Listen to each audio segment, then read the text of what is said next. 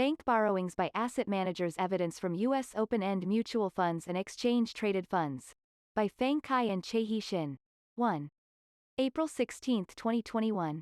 1. The views expressed here are strictly those of the authors and do not necessarily represent the views of the Federal Reserve Board or the Federal Reserve System.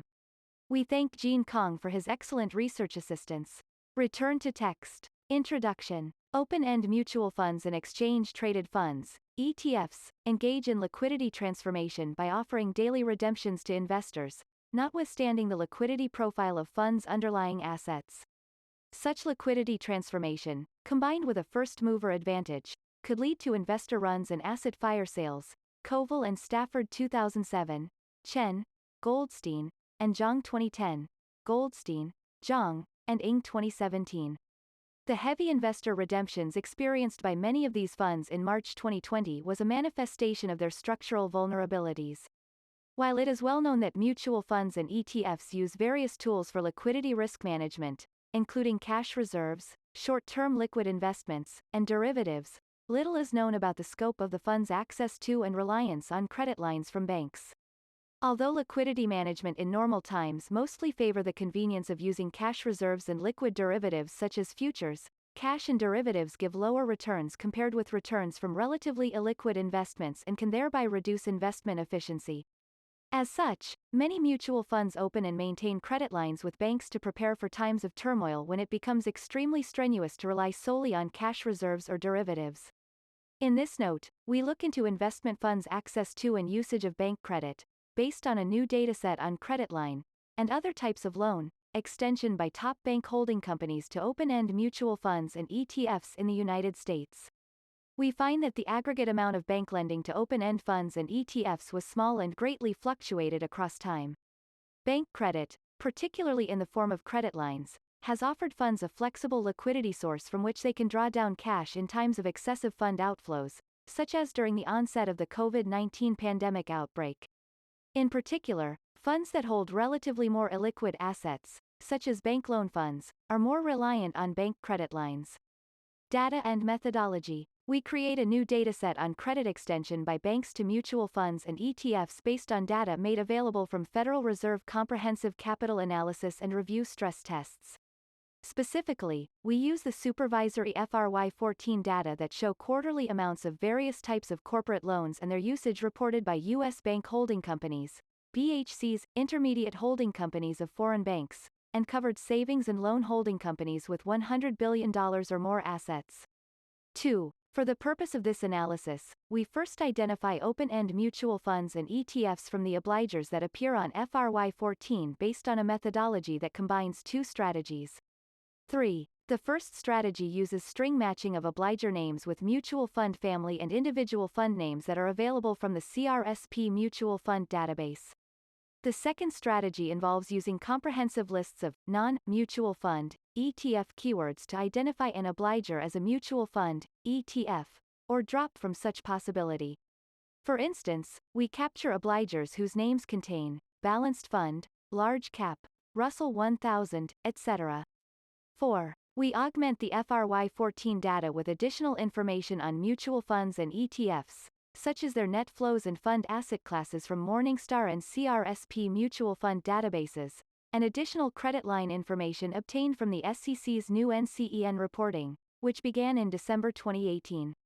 5. In the end, our final sample contains around 200 unique U.S. mutual fund families that had at least one loan or credit line facility with the FRY14 reporting banks over the period of 2013, Q1 2020, Q3. Types of credit facilities used by mutual funds and ETFs. In general, there are several types of credit facilities that banks offer to firms. Among them, the primary types are term loans and lines of credit. Term loans are most often used for specific, one-off expenses, while lines of credit, which can be revolving or non-revolving, are used to cover ongoing or emergency expenses.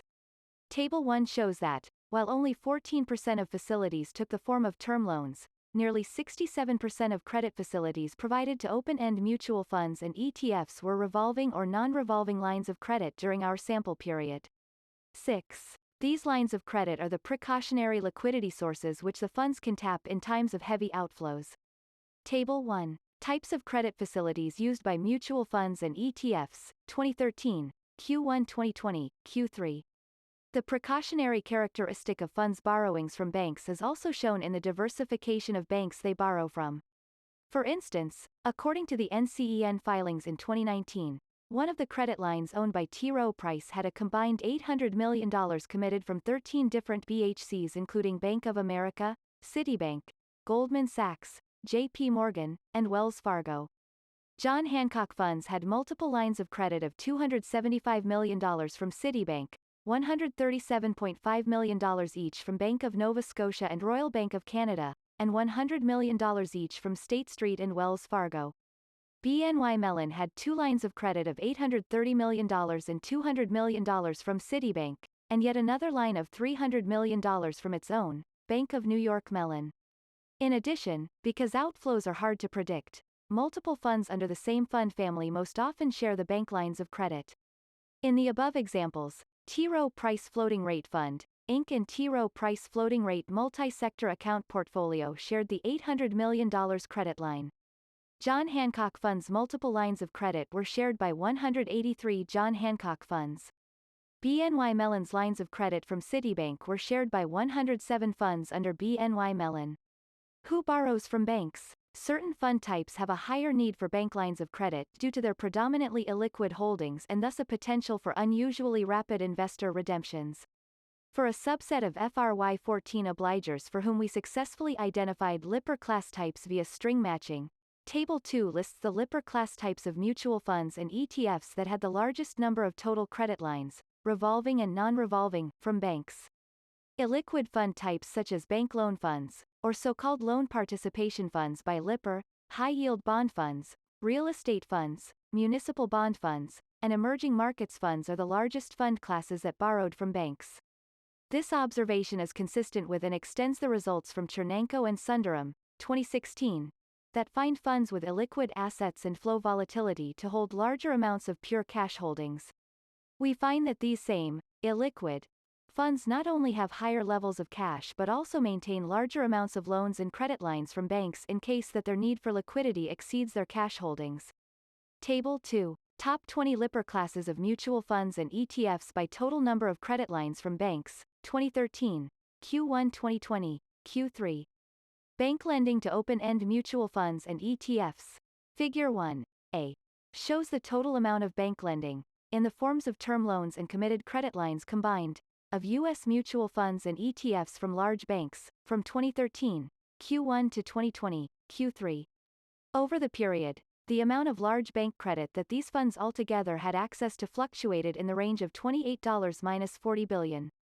The reduction in the number of unique borrowers and the average amount of loan both contributed to driving down the aggregate amount of credit extension to open-end funds and ETFs since 2015. 7. As a share of the fund's total net assets, the total credit extension corresponded to 0.1 to 0.3% of the fund's total assets, implying that the dependence of the aggregate mutual fund industry as a whole on bank credit has stayed fairly low. 8. By contrast, the economic magnitude of funds' reliance on bank credit is likely to be higher for the fund types with extremely illiquid holdings, such as those from Table 3. To learn about the differential importance of bank credit for these funds, we focus on bank loan open-end mutual funds and bank loan ETFs. Unlike the approach taken for the whole mutual fund industry, we identify these funds at the individual fund level using a more sophisticated matching. Our final sample identifies and follows at least 40 unique bank loan funds.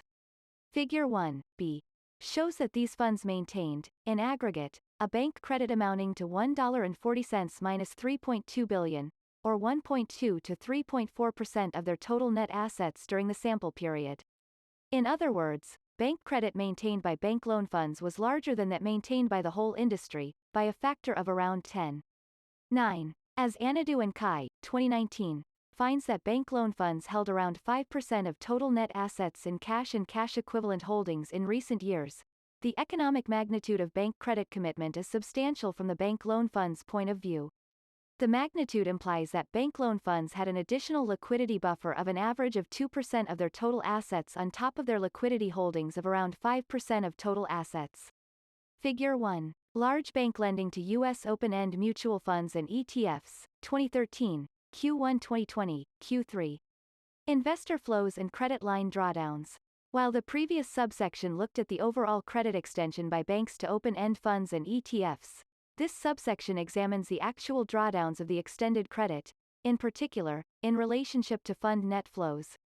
Once a credit line is drawn, the number of days that the line of credit are in use most often varies from 1 day to a few weeks, implying that the drawdown is mostly likely used to bridge the time gap between investor redemptions and the sales and settlement of underlying assets. Therefore, we would expect to see a negative correlation of lagged fund net flows and its credit line usage. 10. Figures 2a and b show how the drawdown of credit lines, as a share of total committed credit lines, fluctuates with net flows, for all mutual funds, ETFs and bank loan mutual funds, ETFs, respectively. Consistent with our expectation, we observe an overall negative relationship between them, for the whole fund industry and also for bank loan funds. Bank loan funds' highly flow-dependent reliance on bank credit is consistent with Anadu and Kai, 2019, observation that bank loan funds increase the drawdown on credit lines in periods of stress with large outflows. It is relatively more challenging to interpret the time trend, that is, the decline in bank loan funds' drawdown of individual credit lines, because this sample of credit lines only comprises of individual lines extended to each bank loan fund and does not include lines of credit that a bank loan fund shares with other funds in the same fund family. Therefore, the true magnitude of bank credit drawdown by bank loan funds may be higher than the conservative estimate here. Figure 2. Investors' flows and credit line drawdowns, 2013, Q1 2020, Q3. Bank borrowings and credit line drawdowns by open-end funds and ETFs during the COVID-19 outbreak.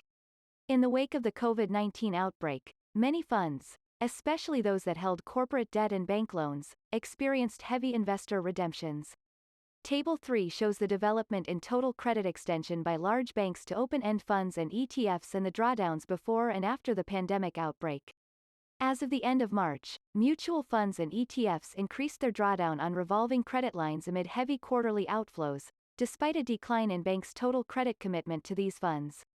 In particular, the drawdown by bank loan funds drawdown increased by around 40%, from $190 million to $270 million, which corresponded to an increase in the percent of used credit lines from 11% to 17%.